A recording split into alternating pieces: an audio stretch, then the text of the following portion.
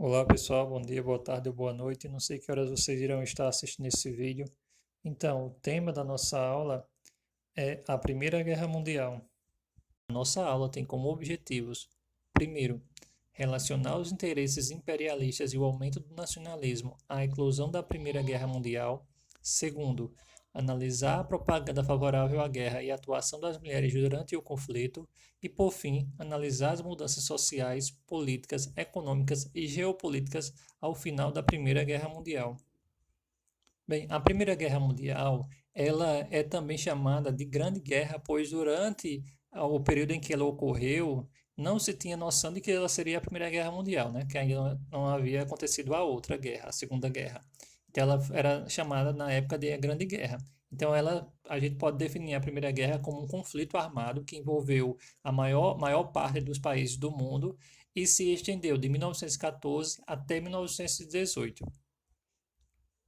Bem, apenas para lembrar geograficamente sobre a nossa posição geográfica e onde ocorreu a Primeira Guerra Mundial, nós estamos na América, mais precisamente na América do Sul, e a Primeira Guerra Mundial aconteceu, a maior parte das batalhas ocorreu lá na Europa, envolvendo vários países, França, a Grã-Bretanha, Alemanha, Rússia, a Itália, então envolveu vários países que se confrontaram diretamente lá na Europa.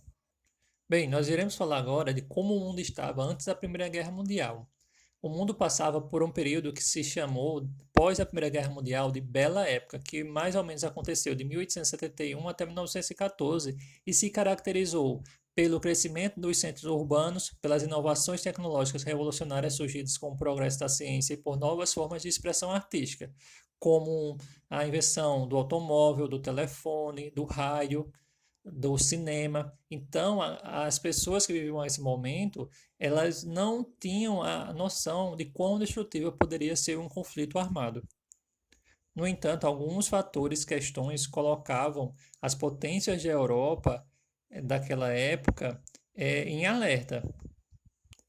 Então, dois fatores principais levaram à Primeira Guerra Mundial, que foi o nacionalismo e o imperialismo. O nacionalismo ele pode ser definido como uma ideologia política e ele se caracteriza pela exaltação acima de qualquer coisa da nação, tá? Então a nação está acima de qualquer coisa em detrimento das identidades que há no país, na nação. Então a nação é colocada acima de todos.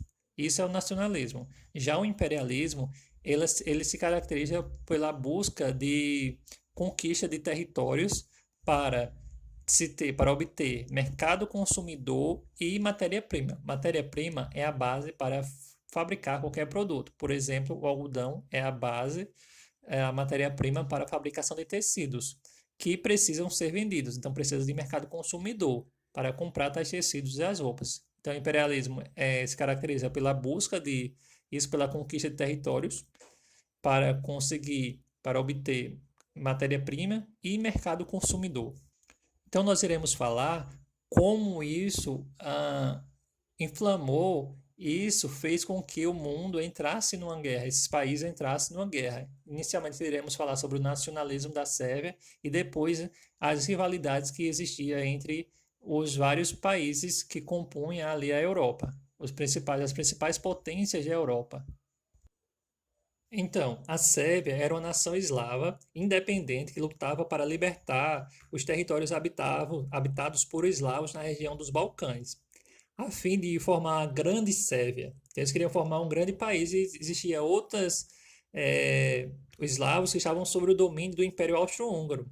E a Sérvia queria libertar esses países, esses eslavos que estavam sobre a dominação do Império Austro-Húngaro e também sobre o controle do Império Turco. Então, para enfrentar os austríacos e turcos, a Sérvia buscou a ajuda da Rússia, que na época defendia o pan-eslavismo, que era um movimento contrário à penetração das ideias ocidentais e que defendia a originalidade da cultura e da história dos eslavos. E aí ela que também queria, a Rússia também queria expandir suas fronteiras. E por isso ela apoiava as ideias da Sérvia. Então, nós iremos falar agora sobre a rivalidade que existia entre a Inglaterra e a Alemanha. Então, o atrito entre esses dois países foi provocado pela competição industrial e comercial, pois após a unificação da Alemanha em 1871, ela se tornou um país único, porque era formado por vários estados independentes. Quando se torna independente, a Alemanha conseguiu se desenvolver e se tornar uma grande potência industrial, e isso ameaçava a dominação da Grã-Bretanha no mercado mundial, visto que até o final da Primeira Guerra Mundial, a Grã-Bretanha, a Inglaterra, era uma grande potência do mundo e ela se via ameaçada pela Alemanha. Bem, já falando da rivalidade entre a França e a Alemanha, os desentendimentos entre esses dois países se deu por conta de disputas de territórios na fronteira entre eles, a Alsácia e a Lorena. Pois na Guerra Franco-Prussiana, que ocorreu em 1870, lá estava a França e do outro lado estava a Prússia, que tinha uma certa ligação com a Alemanha. Então, nessa guerra, a França perdeu e ela perdeu também os seus territórios, a Alsácia e a Lorena. E com isso, ela se via com um sentimento de revanche e tinha intenção de rever essas regiões. E fora isso, havia também as disputas coloniais entre esses países para conquistar territórios, para adquirir matéria-prima e mercado consumidor. Já a rivalidade entre a Rússia e a Alemanha se dava porque a Rússia e a Alemanha elas disputavam o controle de uma espécie de canal que separa a Europa da Ásia. E também havia a questão do expansionismo russo, que prejudicava os objetivos imperialistas da Alemanha, que a Alemanha queria conquistar cada vez mais território. Ela queria construir uma estrada de ferro ligando Berlim a Bagdá. Essa estrada permitiria aos alemães dominar uma região petrolífera que se encontrava nas mãos dos ingleses, né? Da Inglaterra. Então, ela disputava com a Rússia tanto esse canal como também não via com bons olhos o Império Russo, porque ele atrapalhava as ideias expansionistas da Alemanha. Já a rivalidade entre o Império Austro-Húngaro e a Rússia se dava pelo seguinte: a Rússia queria obter uma saída para o mar Mediterrâneo, por isso pretendia dominar o Império Turco-Otomano e controlar a Península Balcânica, que, como nós já falamos, fica ali na região sul da Europa, tá? Então, para justificar esse expansionismo, a Rússia criou a ideia do pan-eslavismo que nós já falamos. Esse movimento político segundo a qual a Rússia teria o direito de defender e proteger as pequenas nações eslavas da Península Balcânica. E aí, com isso, com essas rivalidades que estavam acontecendo antes da guerra acontecer, tá? Isso tudo estava acontecendo antes da Primeira Guerra Mundial, de fato, acontecer. Então, isso só faltava alguns empurrãozinhos para que, de fato, a guerra acontecesse. E eles foram dados. A preparação para a guerra pode ser considerada por dois fatores: pela corrida armamentista e a formação de alianças. Primeiro, a corrida armamentista foi um período em que se caracterizou que os países estavam começando a se preparar para uma possível guerra. Então, eles preparavam exércitos, com a aquisição de armas, que é a compra de armas potentes, e instituição do serviço militar obrigatório, ou seja, construir um exército grande para poder, em caso de um conflito, estar preparado. E também, antes da Primeira Guerra Mundial, bem antes, houve a formação de alianças. Então, em 1879, a Alemanha e o Império Austro-Húngaro se uniram em um acordo de defesa mútua. E a partir de 1882, a Itália se juntou a esses dois países, formando a Tríplice Aliança. Já em 1893, com o objetivo de conter a Alemanha, a França e a Rússia também estabeleceram uma aliança. E passado alguns anos, França e o Reino Unido, que eram inimigas antigas, haviam já tido alguns conflitos anteriormente, mas elas se aproximaram e em 1904 e em 1907 elas formaram-se a Tríplice Entente. Então, formaram-se dois blocos. De um lado estava a Tríplice Aliança, que era formada pela Alemanha, Império Austro-Húngaro e a Itália, tá? E do outro lado estava a Tríplice Entente, que era formada pela França, a Rússia e a Grã-Bretanha. Bem, mas agora durante a guerra, que foi de 1914 até 1918, os dois lados receberam apoio de outros países, tá? O Império Turco Otomano e Bulgária ficou do lado da Tríplice Aliança. O Japão, Portugal e Romênia, Brasil e Estados Unidos e a Grécia também ficaram do lado da Tríplice Entente, tá? Para a gente aí, lembre-se que quem faz parte da Tríplice Aliança e quem faz parte da Tríplice Entente. Bem, a Itália, quando começou a guerra, ela manteve-se neutra, ela não ficou do lado nenhum, até 1915, quando decidiu apoiar, para surpresa do seu grupo, apoiou ao outro lado. Ela fazia parte da Tríplice Aliança e ela apoiou a Tríplice Entente.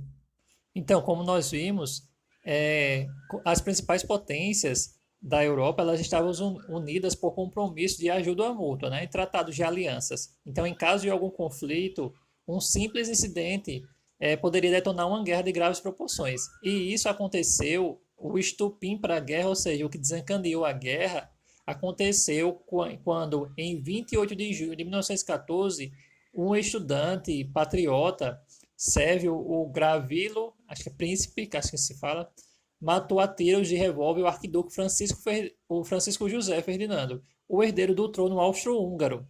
Então ele assassina o herdeiro do trono do Império Austro-Húngaro e ele foi imediatamente preso. O Império Austro-Húngaro responsabilizou o governo sérvio pelo atentado e um mês depois, em 28 de julho de 1914, declarou guerra à Sérvia.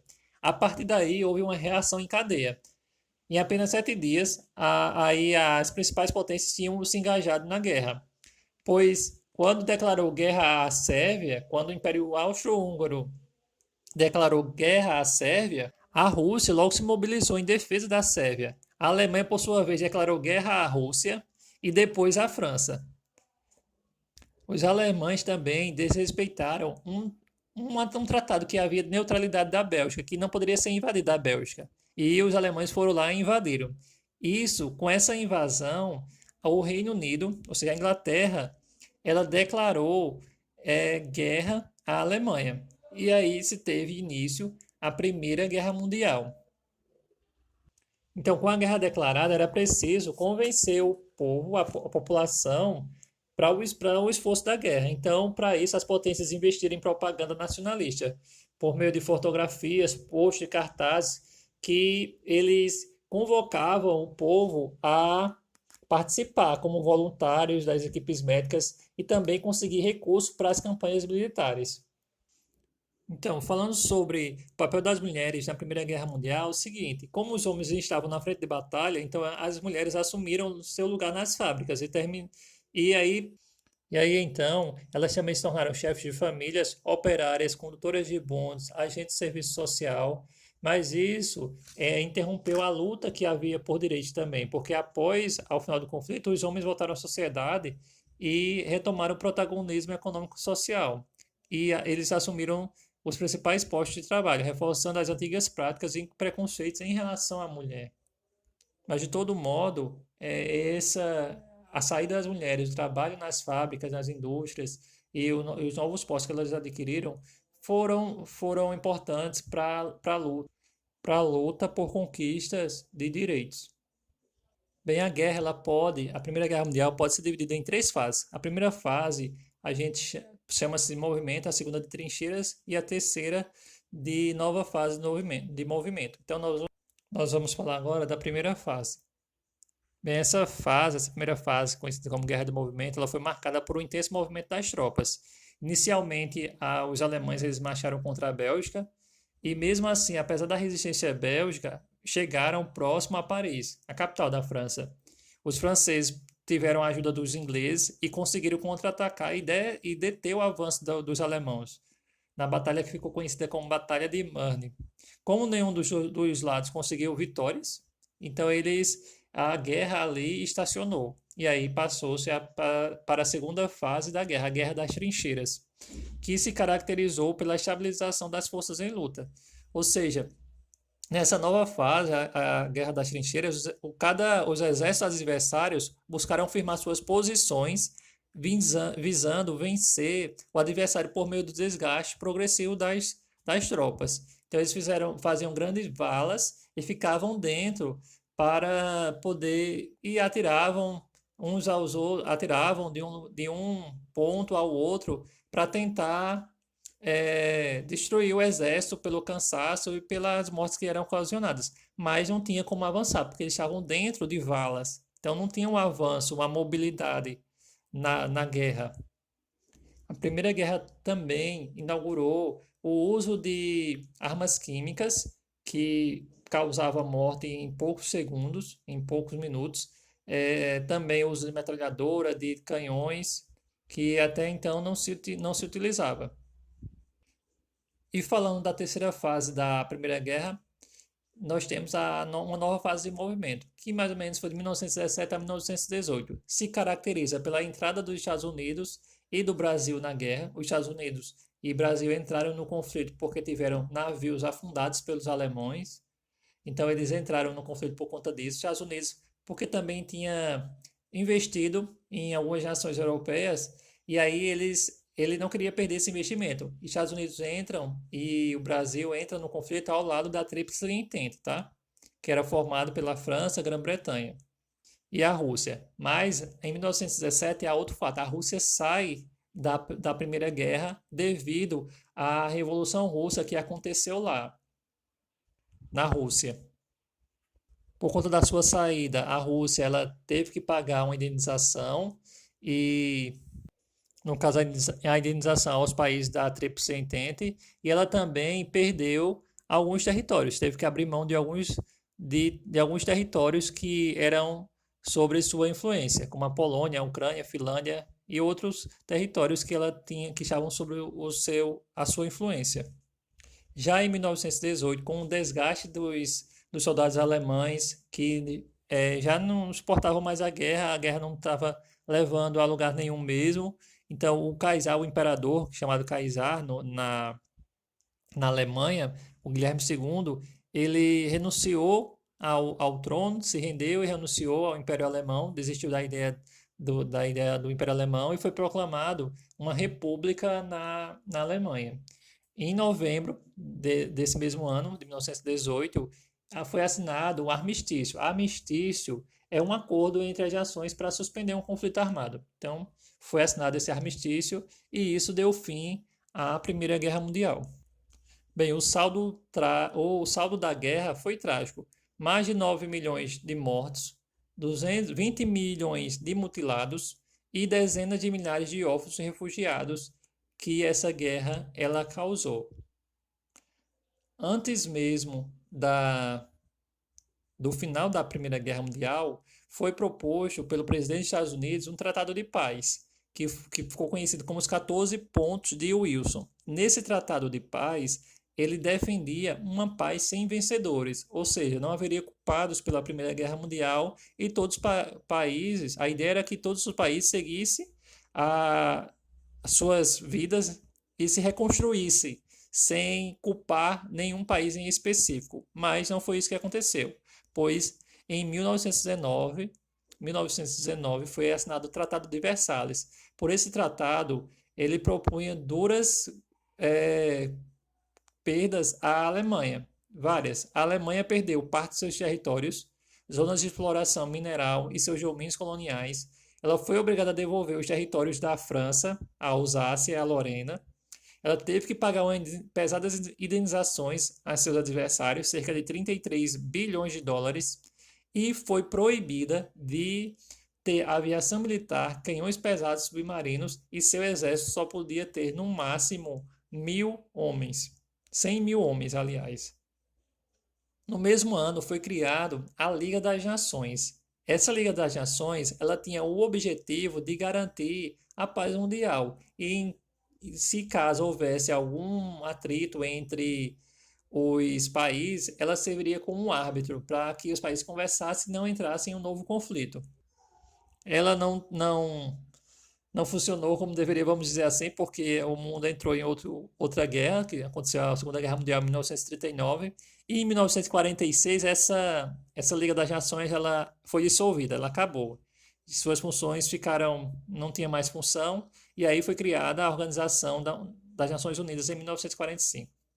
Bem, sobre os efeitos da guerra, né? Quais foram os efeitos da guerra? O Tratado de Versalhes, como a gente acabou de observar, ele trouxe um caráter punitivo para a Alemanha. E isso fez com que alimentou um clima de rivalidade entre da Alemanha com os outros países, acentuando o nacionalismo, como nós vimos, já é o sentimento de superioridade que a Alemanha estava. Ela estava ressentida, os alemães estavam ressentidos e tinham a ideia de ser um país também grande. Também foi efeito da guerra. A Itália, mesmo elas estando do lado da aliança que foi vencedora, entre aspas, a Itália ficou inconformada, pois ela esperava ganhar alguns territórios, e isso não aconteceu. A economia alemã entrou em decadência por conta das punições da destruição da guerra, né, do alto custo da guerra que sempre tem para todos os países, e fora a punição que eles tiveram. Então a Alemanha entrou numa crise profunda, e a Itália também teve uma crise, e isso foi um ambiente fértil, isso promoveu o nascimento de experiências políticas nazifascistas que ocorreram no período entre guerras, que vai de 1919 até 1939, quando acontece a outra guerra mundial. Então, esse contexto pós Segunda Guerra Mundial, ele não foi nada satisfatório, porque ele gerou esses sentimentos, essas ideias políticas nazifascistas. E também, como efeito da Primeira Guerra, os Estados Unidos ele se tornou a maior potência política, econômica e cultural do mundo, que antes era esse título.